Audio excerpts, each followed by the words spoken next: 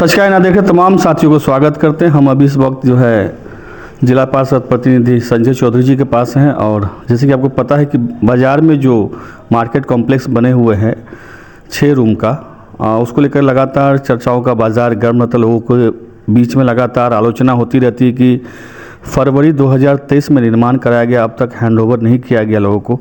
तो इसी कड़ी में संजय जी से जानते हैं कि आखिर क्या वजह है कि अब तक जो यहाँ पे व्यवसायी थे उसको दिया नहीं गया है। इस सब मुद्दे पर बात करेंगे। सर स्वागत है।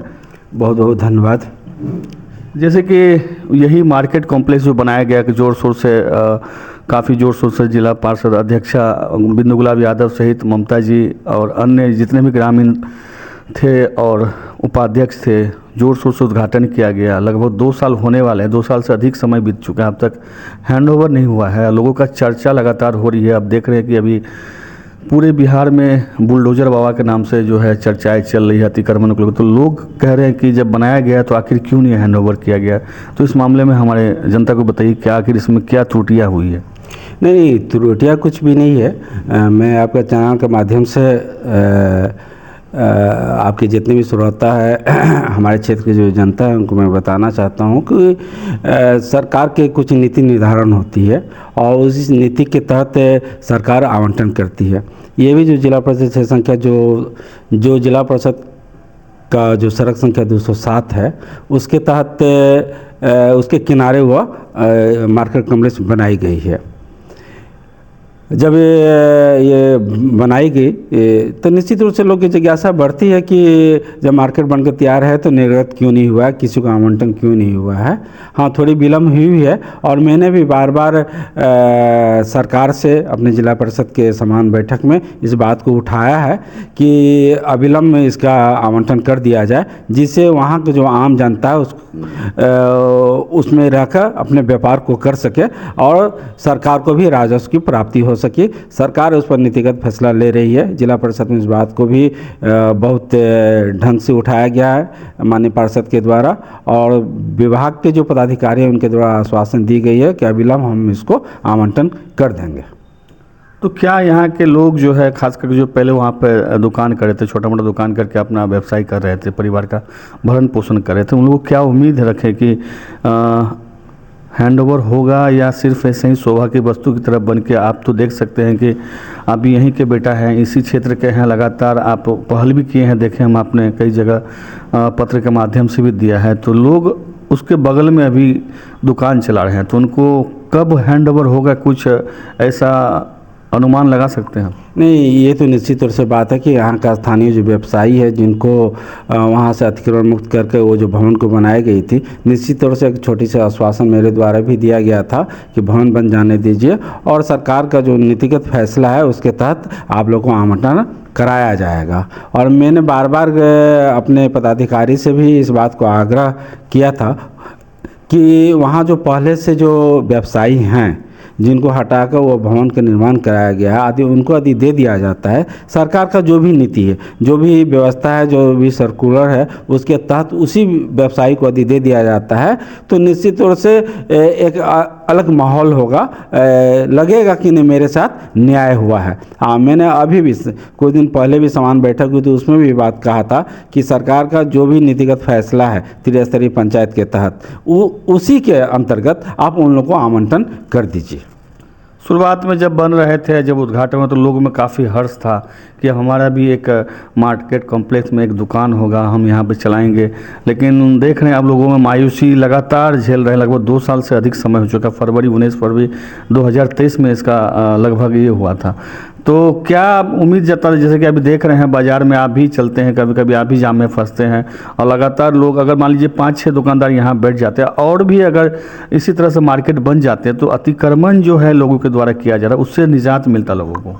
नहीं, सही में आपका जो कहना है एकदम सही है कि यदि और दुकानें बन जाती यहाँ पर, जो अतिक्रमण का मुद्दा बार बार उठ रहा है, अतिक्रमित सड़क हो रही है, तो उससे भी बचाव होता।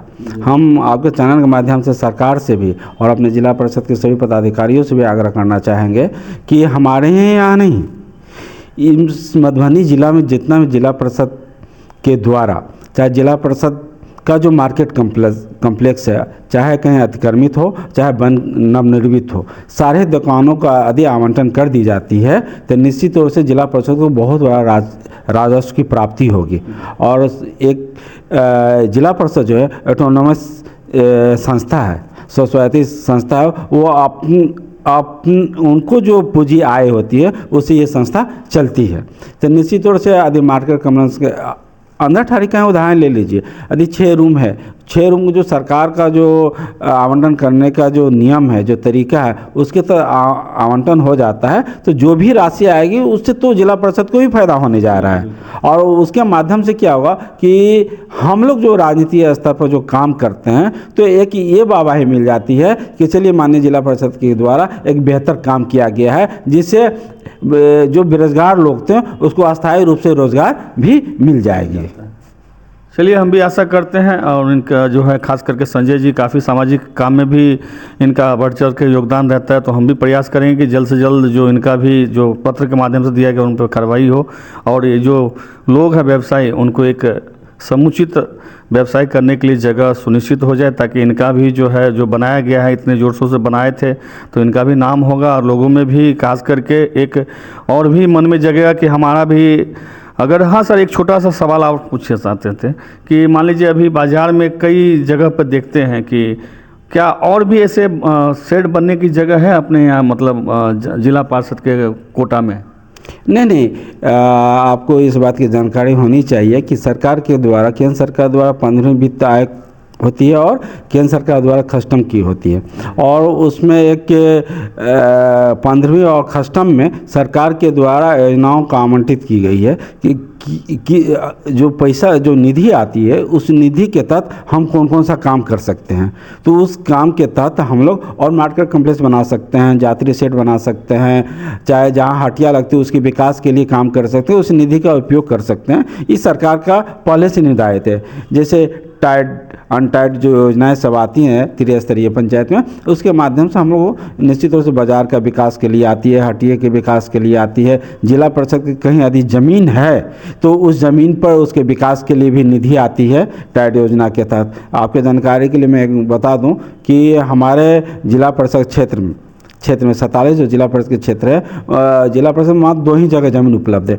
एक मदना में जो मदनेश्वर स्थान के जस्ट पीछे है, और एक रखवारी में, 2 ही जगह हमारे पास है। मदना में अभी लगभग विवाह भवन जिला परिषद के द्वारा ही जो टाइड की योजना है उसके तहत बड़ा विशाल विवाह भवन का निर्माण किया जा रहा है। लगभग 97-98 लाख की योजना से विवाह भवन बन रही है, अभी बनी नहीं है, प्रक्रिया चालू है, बन रही है, शुरुआत हो चुकी है उस विवाह भवन की। तो इस तरह की विकास की योजनाओं में सरकार के द्वारा जो निधि आती है तो हम लोग विकास कर सकते हैं। चाहे जिला परिषद जिस भी क्षेत्र में है, जिला परिषद जैसे मधुबनी सबसे ज़्यादा बेनीपट्टी में है। आदि अंधाठारी की बात करेंगे तो 48 जो क्षेत्र है उसमें जिला परिषद की बहुत ढेर सारी ज़मीनें हैं, वहाँ विकास की जा सकती है। तो सरकार की जो मंशा है त्रिस्तरीय पंचायत के माध्यम से वो एकदम स्पष्ट है कि हमको क्षेत्र के विकास के लिए विभिन्न मदों की में जो मद की पैसा आती है, निधि आती है, उसके माध्यम से अलग अलग मदों में हम खर्चा करके और समाज के लिए वो क्षेत्र का विकास कर सकते हैं। आशा करेंगे दोनों चीज़ का जल्द ही उद्घाटन हो और यहाँ पे विकास में एक नई गाथा लिखी जाए। बने रहिए आप सच कहना के साथ, और भी सुनाएंगे आपको हम बाज़ार में, मार्केट कम्प्लेक्स में जो लोगों का क्या कहना है। और फिलहाल जो है हमारे जिला पार्षद सदस्य ममता जी के प्रतिनिधि के द्वारा, संजय चौधरी के द्वारा सामाजिक कार्यकर्ता है, उनके द्वारा लगातार पत्र के माध्यम से भी मार्केट के लोगों को जो आवंटन करने के लिए लगातार प्रयास किया गया है। देखते हैं इनका प्रयास भी क्या रंग लाता है, और भी कुछ दिखाएंगे। तब तक के लिए इतना ही, धन्यवाद। जय हिंद, जय भारत।